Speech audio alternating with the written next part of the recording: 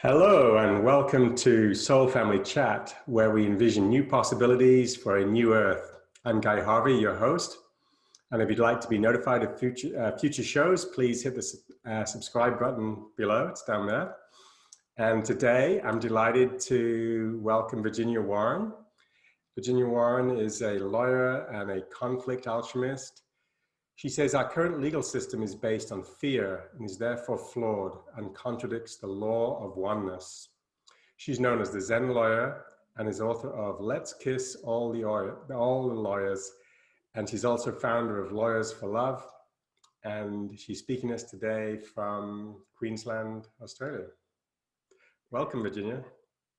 Thank you for having me on the program, Guy. It's such an honor to be here with you. I love your work. And I also love this idea of bringing in, everyone's perspective on what a new earth could look like. Wonderful, wonderful. Well, my first question for you is, you're known as the Zen lawyer.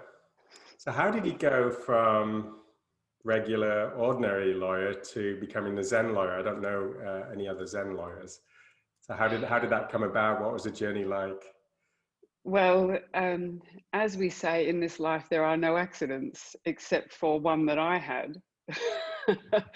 And so my journey into that, well, I'll actually take a step back, because being no accidents, I was working for law firms as a younger person. And then I had my son 20-something years ago, and I was sitting around, I think 4 months after he was born, and thinking, oh, my brain's going to turn to mush if I stay home any longer. And one of my friends who was working in a different law firm at the time phoned me up and said, oh, look, there's a reception job coming up. Would you like it? And I thought, oh yeah, that'll get me out of the house. And there was a childcare centre built next door, and it was perfect, even though people criticised me because I was a mother going back to work so early, but I had to do that. One thing and another, the ownership of that law firm changed, and the new owner could see my potential and said, oh, how about I train you to be a lawyer? And I thought, yeah, why not? I've got a toddler, a full-time job and a husband, not to talk about, in order of difficulty, what those things meant to me. Why not study law all at the same time? So I did. And then 7 years later, I'd qualified as a lawyer.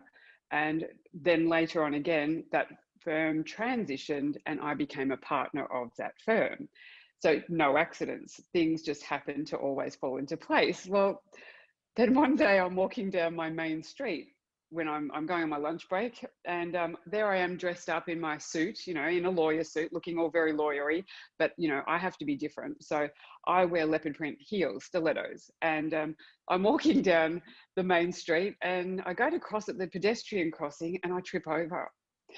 And well, you can imagine how, embarrassing that is for a woman, like dressed up. And there I am in the middle of the pedestrian crossing, on my hands and knees, and hoping the stripes on that crossing would open up and swallow me whole.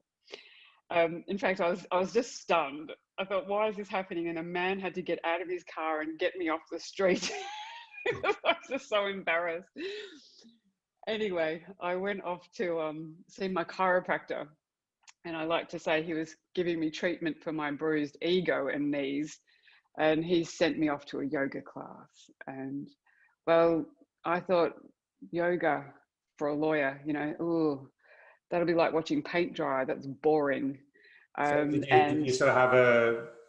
did you have sort of judgment about that whole scene at that time?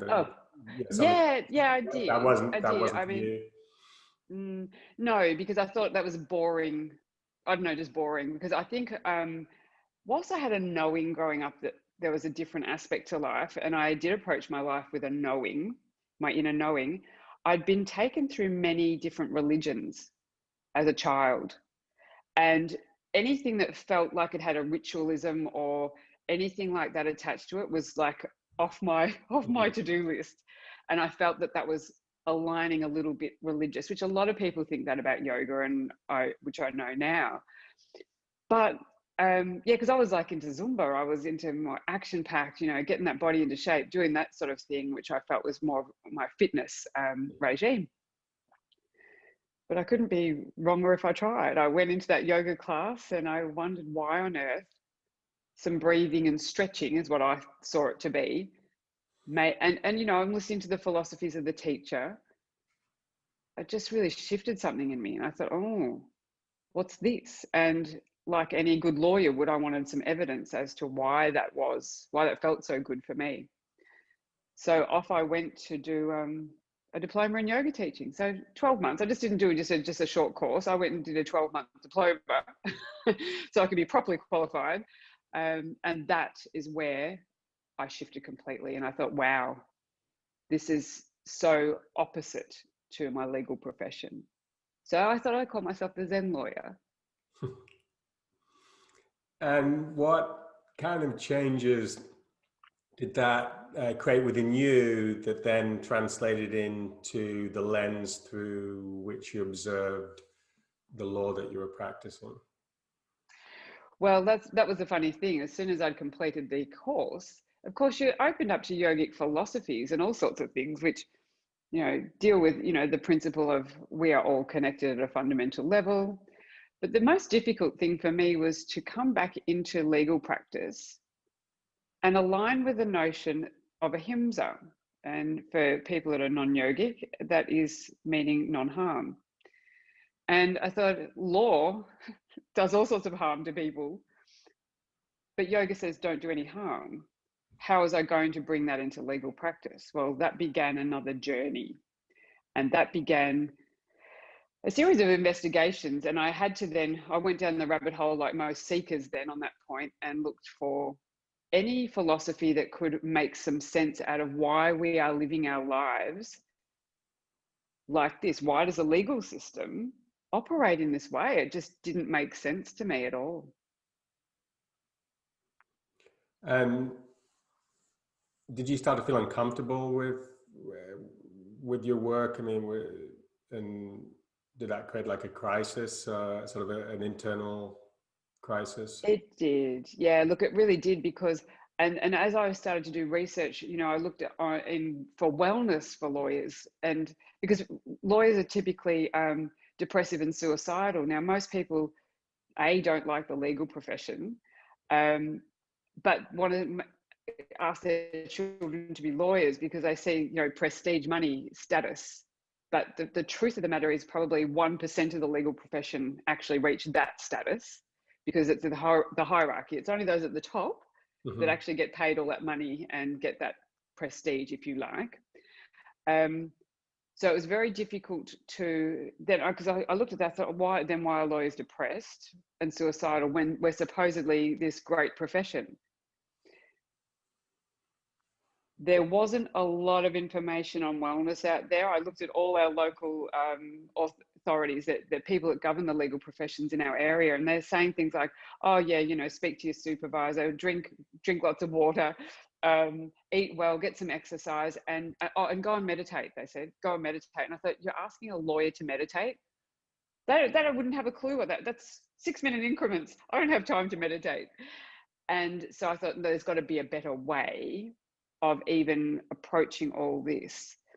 And so as I was doing my searching, I came across some learnings which took me down the path of shamanism. And that made so much more sense to me about human nature. Because it's like, I could find some references back to 25,000 years ago. And it's so, there's indigenous shamans on practically every continent. So I thought, this has legs. This has got longevity, whereas law has been around for a relatively shorter period of time. And I thought, what have they got? And essentially it was about the human shadow. I said, okay. So I'm now trying to relate these two things together. So as a lawyer, I'm seeing conflict come in and realize lawyers, the legal system's doing it all wrong. Completely wrong. We're looking at it from the perspective of, I'm going to help you perpetuate blame. I'm going to take your problem from you because that's what you want. You want a lawyer to take your problem away from you. What do you want? When you've got a problem, you want someone to solve it. Well, that's not the right way of going about it at all. You've got to sit with your problem. This has been the way it's been done for eons and worked effectively, and where communities have been able to work together. Instead, what we're doing is helping you keep separating from your own problem so that you never resolve it. You can't see your own subconscious patterns that you've created if you're handing them on and saying to a lawyer, say, you go win for me. So what a lawyer is doing is perpetuating your internal separation from your own solutions. So to reconcile that, yeah, look, this is a new idea. And really it's how I see the new earth, and how I think it's going to progress in future, because people are realizing when you go to a lawyer, you spend a lot of money. There's no problem with that, but you don't come away with anything. You might come away with half of your property, upset. You probably, your ex is not talking to you. Then some of your family won't be talking to you. You've lost a lot of friends, rather than seeing from a shamanic point of view, if you like, because I can speak like that on this show, is that everything is there for your highest good. What's the opportunity in this conflict for me? Why did my ex or the person I'm fighting with show up in my life in the first place? That person is my mirror. That person is showing me where my conflict is. Hooray, I can now see it, because of course, unconscious conflict, or your unconscious rules, is what we call them, unconscious little laws, are unconscious. You can't see them. So all the external conflict to you is your mirror. Everybody that's giving you a bad feeling, is there to help you find yourself. So we should be thanking them, not fighting with them. It has nothing to do with them whatsoever. The trouble with the legal system, it brings in the other party. It says, let's blame them, and then create some nastiness between the parties. I know myself, I've been through this personally and I've seen it firsthand. So I can then come and tell people all about it. Well, some cases, and people, for example, want vengeance, right? And they'll say, well, you'll hear this all the time, well, I'm going to sue his ass off. I mean, that's coming from a place of sort of retribution. It is, but of course that person thinks they feel better doing that. So initially that's an ideal situation for a human, because humans are motivated to do things because they'll feel better in the doing of it. So yes, go to a lawyer, now I feel better. Oh, yes. But that feel better, like eating chocolate, is temporary. Yeah. And I do believe in holding people accountable, and sometimes going through the legal system is a way for someone to hold another person accountable if they're not responding to being accountable through other ways. What do you think of that? I see everything in life, and myself included, and I've been through a lot of this, is how I react to a situation. I see personally, it's nothing to do with anybody at all. If somebody has come into the room and tried to upset me or do something against me, and I react poorly to it, if I want to respond in a negative way, I have to question why I'm responding negatively. If I respond with a compassion, saying, oh, you're doing what you're doing because you feel better in the doing of that, then I have compassion for that human. And I have done this, so I know how this works. And I then get relief. It's like the forgiveness. It's like I get relief because I see you. I have compassion for you on your journey, but it has only my reaction has anything to do with this relationship, because you are my mirror. So personally, I don't hold people accountable for anything. It's how I respond, because ultimately, if I have a negative belief, a negative rule, I have to go in and find where I created that rule, because I'll never be at peace. And when we're asking someone to be accountable, it's like saying, please validate me. And that's what the legal system does. It says, you pay your lawyer a lot of money and they're going to validate you, say you are right. But guess what? from the other person's perspective, and I'll just go back a little step. If you go into a law firm and you have a problem with somebody, you want to have a litigation, the lawyer will take your information and say, oh, I see how you're right here. Now, the other party's lawyer will take all their information and see, oh, I see how you're right here. Because let me tell you, I've never had a client that's wrong. Mm-hmm. So from everyone's perspective, even from the person you want to hold accountable, their perspective is correct and true for them. So we have to, in some way, honor that, because that's the lens they're seeing their life through. I see I am right because this is, who knows what is right or true? Love is true. Love is the basis of truth. And every rule we've created or every limiting belief has stepped us a little bit away from that truth of love. So otherwise, we look at everything as perfect. I mean, if we want to be fundamentalists, we are love and everything is love. So no one gets held accountable for everything. But of course, our reactions are a beautiful, beautiful tool for our growth. When we can see how we're responding and like, wow, look at me, look at what I did there. How can I own this? Because effectively you have, I'll say it about my marriage, for example. I had a 30-year marriage and it was one of great anger from my ex-husband. Now, I would say I am not an angry person, but therein lied the problem. And I would say, you've got to be accountable for your anger. No, he was just a mirror for the anger I rejected. I rejected anger in me. And it's a typical thing for women, for young girls, and is don't be angry, be a nice girl. Yeah, all these little rules we run because our parents taught us these things.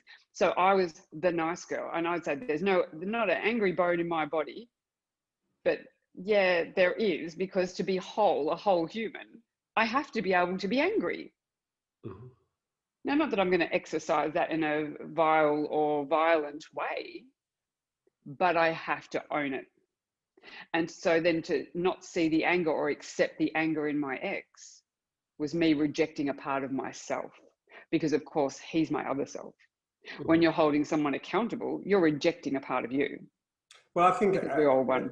Maybe I'll use another term, another word, and let me know what do you think about that. I mean, boundaries. And let's say in a relationship and the person's been abusive, you may need to go through a legal system to protect yourself. In other words, you've tried other avenues, but the person is not respecting your sovereignty, your personal sovereignty. And in this current environment, society, we don't have a tribal council where the person can be, brought in front of and dealt with that way. So you go to a lawyer and you get a restraining order. I mean, that's what I was thinking of. Sure. And I love this, because this is how I see the legal system shifting. And you are right. Right now, we don't have a tribal council. And I see ultimately there will be no legal system per se, because it's based in fear. Mm-hmm. Now, let me explain what I see of a domestic violence situation and how we could handle it. And if we start thinking this way, this is how the system will shift. So, for example, as a person subject to domestic violence, I can say this categorically, that if you create a rule around somebody, you go to a lawyer and you say, oh, that person's abusing me, I want a restraining order against them. Guess what? Rule breakers break rules. So they're never going to follow those rules anyway. And the rule they're creating, they've got a whole different internal legal system running with them, that person has, which is more powerful than any legal system that's external to them. That's why we all break rules. We all, travel over the speeding limit, or we might cheat on our taxes or anything. We are all rule breakers. Mm-hmm. Nobody ever can say to me they've never broken any rules. So, that's why I say don't be righteous about it. You're all doing it. It's just a matter of degree. Now, from a domestic violence position, perhaps, how we can look at it is there are two parties to that arrangement. The enabler, me, and the perpetrator, the other person. Mm-hmm. Now, when I learn to have sovereignty, is when I'll get it. Because the difficulty for people is, of course, I was in a safe room in a family court system because my ex would lash out, and I sat in the safe room with all these women that were subject to domestic violence, and I said to them, guess what? We're all enablers.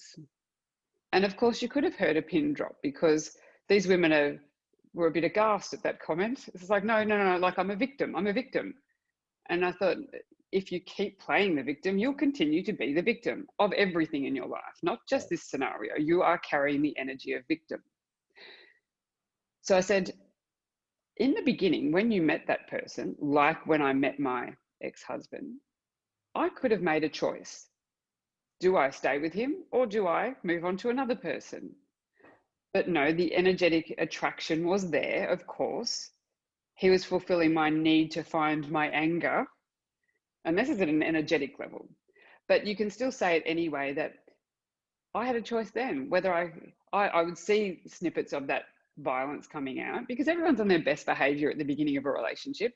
Mm-hmm. But then it gets a little bit more bonded. And you think, no, I'll fix it. The enabler here, I'll fix it. I'll fix him.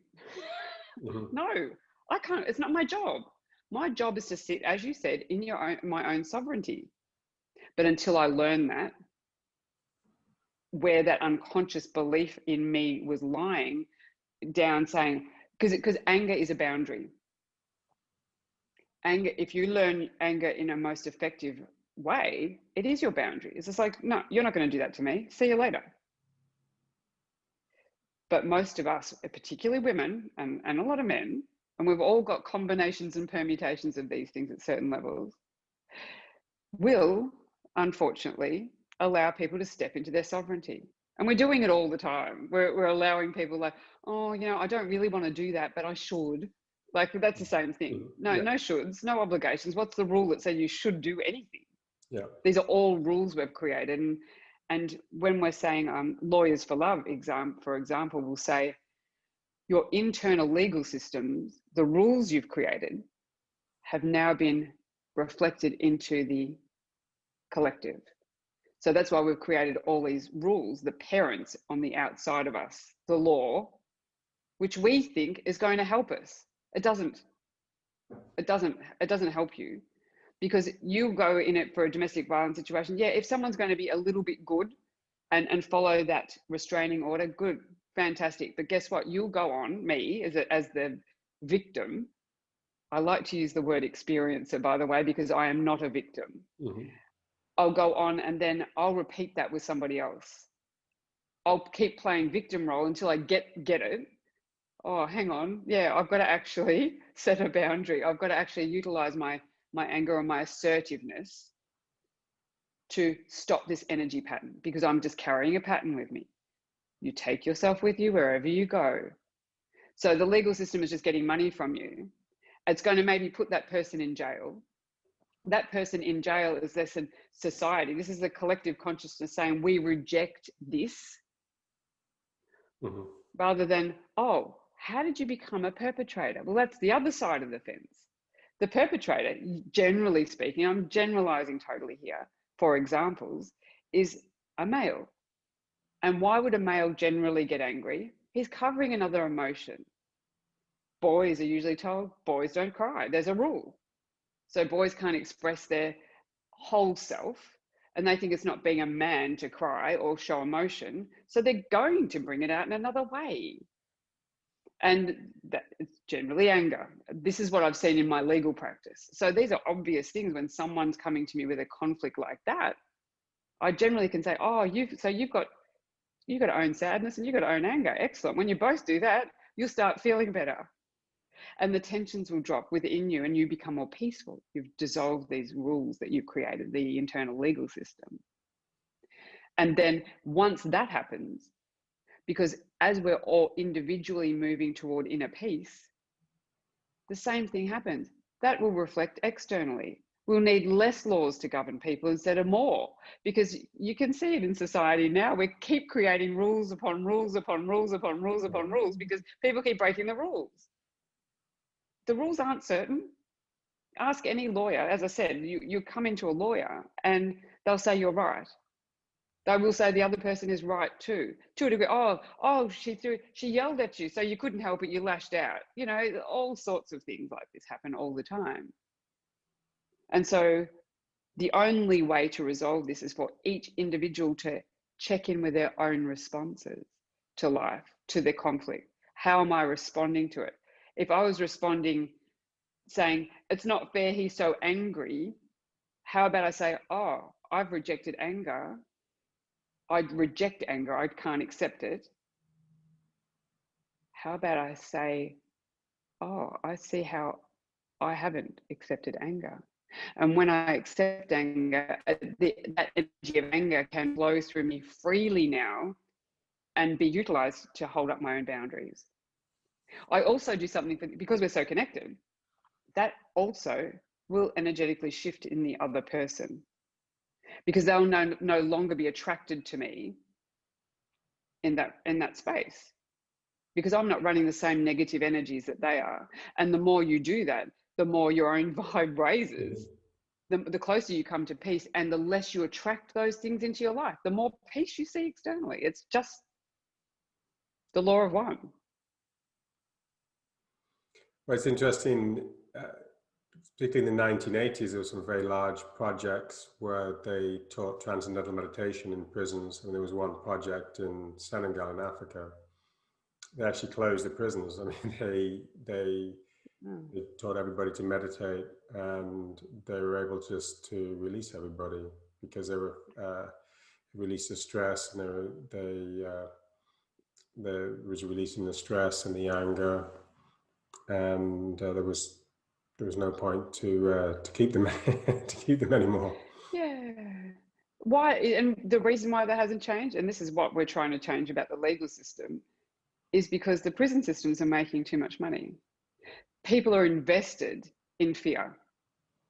The powers that be are invested in fear. And this is where the trouble is. So this is why I'm so happy to talk to you today, guys, because we need everybody that hears this to ask for the change. If you've got a lawyer, or if you've got a problem like this, yeah, come to a lawyer for sure, but come to a lawyer that treats the conflict like this. It's a different way of doing it. It brings love into it, not fear. It's just like, I love you and I love the other person. I see how everyone's got a part in this beautiful game that we're playing. If we play together, we can help each other grow through it. But if we're going to just start throwing rocks at each other the whole time, we'll stay apart. And that's, you know, that's the reflection of society. I think what we're going through now is seeing how separated we can be. Yeah, absolutely.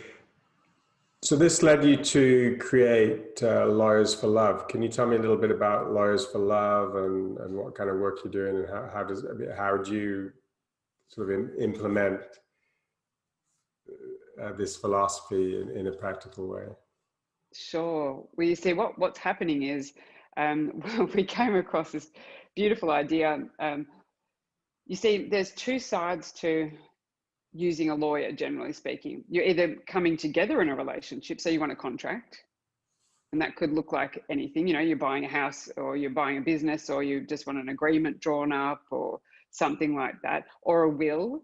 You know, how I'm going to divide up my property when I die, and all those sorts of things. So there's those sorts of agreements that lawyers deal with. And the other side of it is people splitting apart, people fighting. So there's a coming together and a separating of people. Interesting. Mm-hmm. So that's two ways. Now, when we look at the first way, we see that all the documents, when people are coming together to do something, your will and the contract are talking about things that can happen. If they don't happen, there's penalty in the laws and the legislation. And it's really a me versus you all the time. So what we thought we would do as lovers of, as Lawyers for Love, is put a clause in documents saying love is of the essence, which means simply that every time you make a decision moving forward in a relationship together with somebody, that your decision is based in love. That then transmutes the fear in the documents and in the legislation. Because right now, firstly, lawyers cannot say the word love. It must affect them. I don't know. It's like the L word. Don't say it, because it's like there's no legal definition for it and it's ridiculous. Because, of course, many of us have been hurt by what we perceive to be as love, but not as what love is at a fundamental level. And Lawyers for Love are saying we've had to come up with a definition for it so that people will understand from a legal point of view that love has something for the ego to work with. So we say it's a state of being without fear that operates for the highest good of all in every moment. Because love is momentary. Love is momentary. It can only operate in the now, and it operates for the highest good of all. Now, you cannot have any fear present, and that means any negative emotion present when you're making a decision based in love. So it's not like you're taking my power and I'm taking your power when we're making a decision. That's simply when we put love in a document. That's one reason. The other reason is love has a vibration. If you put love, the word love, into documents, it's going to change the vibration of the document. So people are going to turn their mind to it anyway. And if we put love into legislation, all the laws that govern the planet, we're going to bring love in a sneaky little way that way. So that'd be really cool. And I'd love to see that. Love to see it. And I'm going to say love a lot of times, even near lawyers.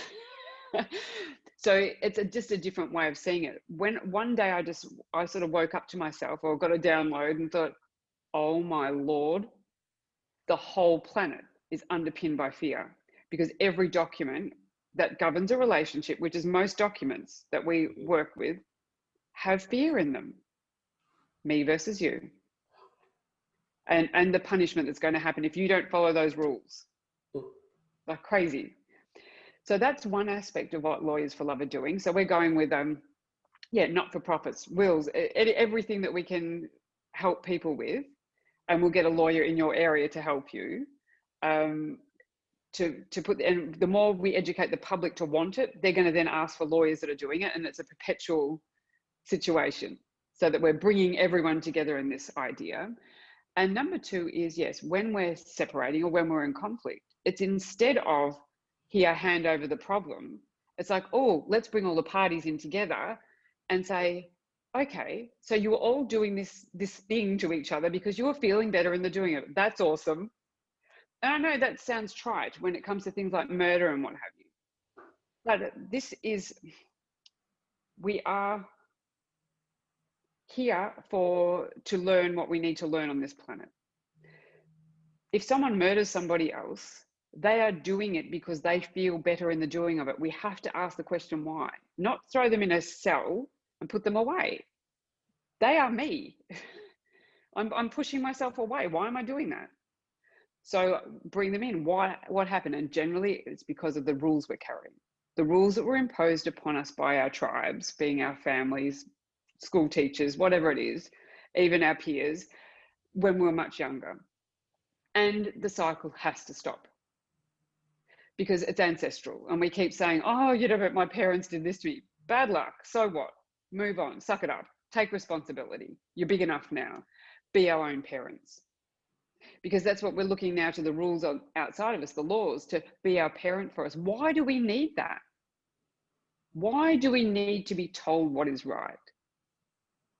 We don't need to be told. What we need to do is look internally and say, what rules am I running that help me feel better when I do something that perhaps other people don't like so much? So those conflicts, when lawyers are looking at it like that, will bring people together instead and say, okay, you're all in this together. How do we release you from the energetic bond? Because, and the fact of the matter is, like with my ex-husband and I, is that some people choose not to grow through the process, and some people choose to grow through the process, and you'll move that way and I move that way, and we just, at least we acknowledge each other's part in the play,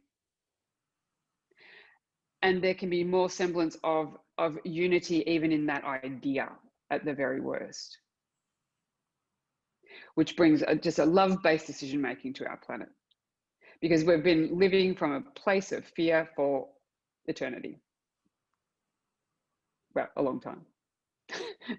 Yeah, I actually like to, from a Christian point of view, someone told me like, yeah, it's like the Ten Commandments, you know, like thou shalt not do this and that and the other thing. I think, yeah, that was just a set of rules that thou shalt not. And it didn't say what's going to happen to you if you didn't. Maybe God wasn't going to love you. Well, of course God's going to love you because like that's God is love.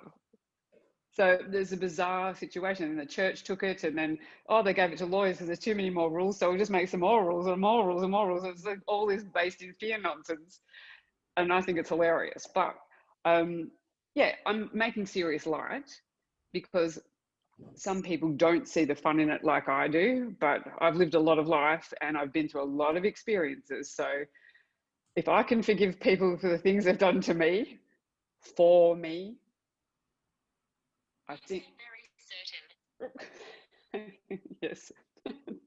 That then we are at a beautiful place in time if everybody can see that, at least see life from a different perspective.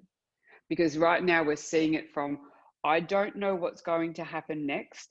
Always you're stepping into the unknown. You want a lawyer to fix it for you, so you know. You still don't know. Lawyers aren't going to give you a certain answer. You go and ask any one of them, take your case to them, and something at the beginning, but you ask them absolutely categorically, can you guarantee me this outcome? No, they can't, because there is no certainty at all in life. My crystal ball doesn't work. This is teaching us to step into each now moment.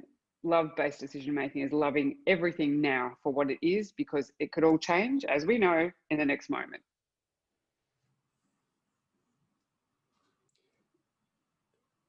That's fascinating. I mean, how do you see law playing out in the next few years? How do you see it changing?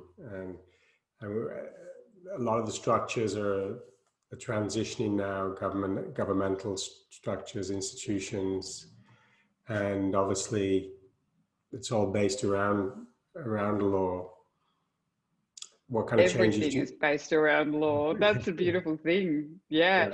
And this is what people don't realize. And I think this is what Lawyers for Love are doing as well, as bringing this to the public's attention. That everyone, particularly in spiritual communities, we're all looking at, the beautiful work we can do in ourselves and everything, and that type of thing. But often what happens is, and hopefully I'm going to answer your question in a minute, but we get off our yoga mat or leave our church, and if someone cuts us off in traffic, we'll flip them the bird. You have that peace for a moment, but how do you carry that peace through your life? Well, Lawyers for Love are saying your internal legal systems need to be dissolved, so we can dissolve all the rules. We have guidelines in life, not punitive rules. Guidelines are perfect, they're fluid. The legal system, as you said, is a structure. Structures have no ability to allow energy to flow. They're closed systems. And at present, the legal system, we have hierarchy. So we have the people at the top and the people down the bottom, all the young lawyers particularly. And I was just interviewing one the other day, and she was explaining to me 18 hours a day, nearly 7 days a week work, not allowed to express her own opinion. It was like, I don't know what it was like. I just thought, this is beyond my belief that humans, especially the lawyers that are a respected profession, can treat others this way.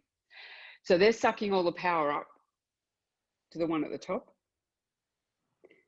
But that's imploding, you see. As you say, the structures are coming down because it's no longer sustainable. The young people coming through are thinking, nah, I don't want to live an inauthentic life.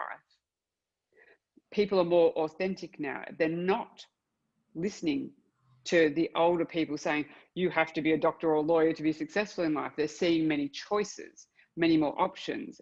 How am I living my authentic life? And I think having been closed in, we've all seen a little bit more of that. Do you know what I've seen? I love this, is that many people that were quite very business oriented, very money driven during this time that we've all been closed in, have become artists. Mm-hmm. And they hadn't known that they had an artistic bone in their body. And this is what's happening. It's like we're meeting ourselves in our creativity. And of course, creativity flows. You can't be creative in a hierarchy because someone else is always telling you what to do. But if we're creating together, we flow together. And then we're bringing our authentic perspective to this planet. And if you hold me into a contract, for example, if I'm talking law again, if you're holding me into a contract and saying, I'm stuck in here, you've got to stay with me in this contract, you promised. What's happening then is, even a marriage is just like, oh, hang on, but I want to grow, but you want me to stay. You want me to be the same as that you wanted me to be. Now, if I don't go off and be my authentic self, you miss out, because you're not going to benefit from my authenticity on this planet. The planet doesn't grow. The creativity doesn't grow. You've held me in to suck my power away, and I've just allowed it. That's not flow. That's structure. Like the idea of marriage till death do us part. Boy, that was a revelation to me. It's like, you get married at 24. How on earth are you going to know what you're going to be like at 54, like I am now? It just, what? That's just insane. And so I understood, yeah, even just civil contracts, the same thing. But give them guidelines. Check in with each other. How are you feeling? This is not about here anymore. It's about, how do I feel about everything? And that's how I see Lawyers for Love. Shifting, we have created an alternate platform, and actually we're setting up an experimental law firm that scientists are going to get data on. How do we shift people to love using this different system?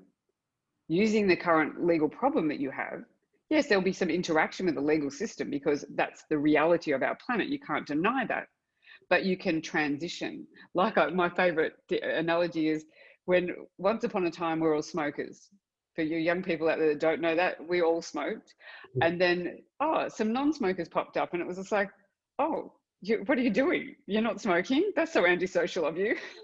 Now it's the exact opposite way around. People get the idea, oh yeah, it's pretty cool not to smoke, and those sorts of things. So it's just a transitional period, I see, of time before the structures are coming down, but someone needs to be there to show an alternative, and that's what we're here to do. I liked what you said about contracts. If you want to leave a contract, then it doesn't help the other person if you stay and don't grow. Matt Kahn, who's a spiritual teacher, he said that if it's good for you to leave any kind of relationship, it's good for them. Yeah, that's right. Unfortunately, people haven't been educated. Even if they don't agree with it. That's right, exactly. But if they can see some benefit in it, and this will happen over time, it's not an instant thing, but it's shifting the perception in life to understand that. Just like, you made me a promise, you don't respect me. You know, all these rules that we created that, oh yeah, disrespect, you know, it's your fault, all these things. It's like, stop blaming the other person. They want to move on. And they could love you and have compassion for you just the same. And you could have compassion and love for them, even if you don't agree with them. That doesn't mean we're all la in agreement. It means I see where you're coming from. And that just puts a completely different energy into the planet. And we need this for Mother Earth now, as we're shifting through these new dimensions. Because it is about the collective consciousness shifting. And that's why I'm here talking about this. Because what people, getting back to that, is what people haven't been talking about is the legal system, and it governs all relationship. And that's what humans are. We're in relationship to something else at all times. Other systems of justice that you've observed in other societies or traditional societies that you think that will come into play, that we may adopt? Well, yes. From a shamanic perspective, I see that, particularly when some things are more difficult to resolve, I see wisdom councils being involved. I see that, and that is as the politics more than a hierarchical politics. It's more of a spread across portfolios of areas of expertise, that those that are so aligned with love will be the ones to sit and help you transition to love. Because that's what it is. It's about transmuting your fears into love. And so when I'm seeing, perhaps if we had, for an example, a wisdom counsellor and someone's like, they've become a drug addict in your society, that wisdom counsellor could say, well, obviously I have the energy of that in me to allow that to happen. Let's talk about that, because otherwise it wouldn't exist. It's physics. It wouldn't exist. So it must exist in society and within all humans in society for that to actually happen at all, is the way I see it. Now, we've gone to some measures by bringing I thought it was funny, you know, when people are working remotely now and we have remote courts, very funny when the barristers are saying, legal counsel are saying, oh, and the judge is just on the screen. It's brought the whole system down to a level, because of course the judges sit up high, you know, there's this high idea of you've got to look up to these people. Whereas it's all that iconoclasm, and we've got to shift it. Yes, we go to people that have more wisdom than us to help us grow too. Because even if I'm sharing something with you, I'm teach learning. I get something from it. We're just exchanging files. So I'm never arrogant to think I know too much, because it's here that counts, how I feel about everything. And so the other systems now, I know the Australian legal system has gone to some length to bring the judges down to the level of the litigants by sitting, say, with our Indigenous around a table and bringing the tribal elders to help with solutions, because for some reason, they seem to think Indigenous are separate to the rest of us. But we're all human, in my humble opinion, and we all feel the same. We're all connected. And that's another story that Lawyers for Love are actually bringing in, because the Australian legal system recognises the connection within Indigenous people. But but for the common lawyer, there's one-way proprietary rights. It's separated. How does that work? Oh, and they say it's because of the Indigenous belief system. Okay. You know, so it's interesting, you know, and I believe in what the Indigenous belief system is 100%, because it's about the fundamental connection of all humans. What do you think the role of forgiveness is in legal disputes? It has great benefit, but I think it's forgiving yourself for thinking you are less than worthy. It is very difficult for people to forgive another person. I see that. But if we can say, this is what I like to do, but whatever works for you. But firstly, forgive yourself, because, it's because I didn't realize I was running this rule, you know, and now I realize it. Okay, so that's awesome. I've got this work to do for me. But forgiving somebody else is sometimes difficult for people. It's easy for me to forgive others. I don't really, no, it's just they're doing their thing. But to have compassion, I think, is a good thing, because they're just on their journey. If they knew to do something else, they would. Mm-hmm. They've got a rule there, a law in society that says don't do this, yet they did the opposite. Why did they do that? And that is even because we often think of all the bad people in life are doing bad things. Well, in our society, and recently we've had some judges are in position of sexual harassment.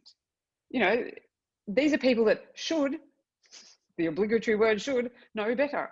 However, their internal legal system told them, no, I'm above that, or I'll do something different.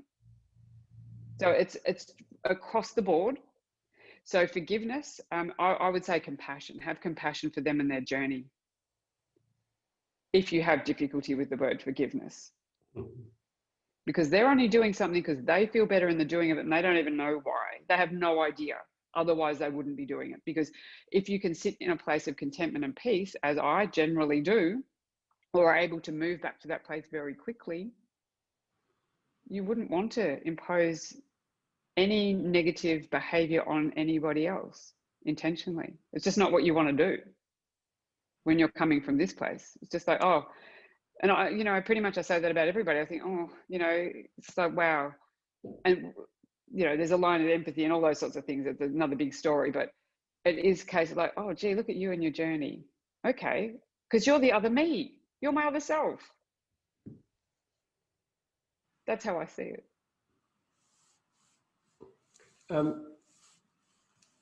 Children get affected negatively a lot about the current legal system and divorces and what kind of suggestions you have for that to make the system more nurturing towards children. Educating the parents, asking, not engaging in the conflict about saying he or she is bad, the other parent, but asking the child, how do they feel? Firstly, acknowledging emotion, because that is where this is why we have conflict in the first place. Mm-hmm. The children, and I went through it myself, parents divorcing and all these things, the children are the ones that are coming through and becoming fragmented. The children are creating their own rules based on what the tribe is telling them. It's just an experience for them. If they're in the legal system, it is an experience for them. We are all here to experience something in life. However, if parents were more aligned, they could say, okay, parents are separating. We are separating because of these reasons. And if those parents are coming from a aligned place, there's no issue for the child. The child can then say, wow, look at how these are perfect role models. I see how the relationship flowed because that parent was better off over here. But if they're in the present legal system where there's a lot of arguing and putting the other parent down and saying they're bad and blaming the other, that confuses the child. The child feels they're responsible for their parents' happiness, which is the exact opposite that's true. The child can be educated through all that, but that's a big story. Wonderful. Yeah, I like that. And what about so? What are your plans now with Lawyers for Love in the next year or so? Well, we're attracting in lawyers from around the world to show us how they're bringing love into their legal practice. That's step one. So I'm doing some broadcasts on that, which is starting up again in February. So there's a few of those coming along, which is fun. We're also collaborating with scientists to gather data on the methodologies we're using to bring more love into the world using conflict, or by entering into arrangements with each other or separating from in arrangements, just as an alternate platform. So we're gathering data, which will hopefully enlighten people. We're asking members of the public to say, oh, are you bringing love into your legal practice, lawyer? But it's also for the public to say, I've got to stop blaming the other person. But how can I do that? I see as a conflict in my life. How can I deal with it in a more loving way? How can I get the maximum out of it? What's the opportunity for me? Because right now the lawyer profits. You want to ask how you can profit as a person. How can you profit from your conflict? Not the lawyer just profiting from it. And it is the legal system. And we're not lawyer bashing. None of that. This is ridiculous. The system is what it is. We need an alternative playground. Let's go and build that. So we're building that right now. We're asking basically public to shift their mindset. How can we stop blaming our neighbour and go back to the old adage of love thy neighbour as thyself? But of course, it's about loving self first. And when we're doing that, it means we're taking responsibility for ourselves and dropping our rules that move us away from our authenticity. This is how you get back to self-love, is getting back to your authentic place. So Lawyers for Love are doing all those things at the moment. Yeah, we've got a website up. There is experiments, there's fun things to be done.